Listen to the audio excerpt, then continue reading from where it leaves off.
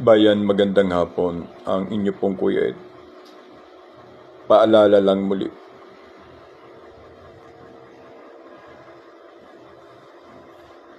You will never find the justice in the world where criminals make a rules. Huwag mong kalilimutan ang salita nito, Mr. Remulla, na turingan ka pa namang Jesus na pangalan, dinadakila, nirerespeto, niluluwalhati at iginagalang. But sometimes, your name have the big complicated condition and situation.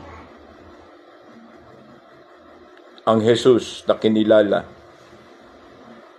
ng mga Katoliko ay hindi ang Jesus na inaasal mo. Napakalayo ng Jesus na itinuring para luwalhatiin sa Jesus na ipinakikita mo ngayon. Sapagkat ikaw ay isang asong ulol, walang pagpipitagan, respeto at paggalang, kundi kaplastikan at kahudasan. Mr. Remulla, your position in ombudsman will tell you without credibility and respect. Because why? Alam ka na namin. Alam na namin kayo. Alam na namin ang mga planong ito. But the way it was, we have to confirm it with the rightful decision when the word of all the people in our republic, as the people and the nations of this country shout that the time will end together with your goddamn president, sooner or later.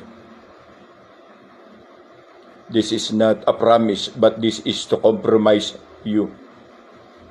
Together with your leader, your company, and your group who destroy the image of my country, traitoring my people, and traitoring my loved ones.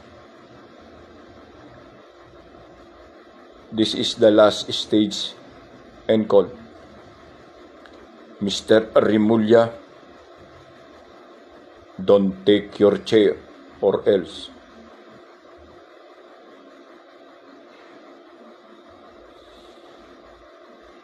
So help me God. Paalalang muli sa iyo, Mr. Remulla.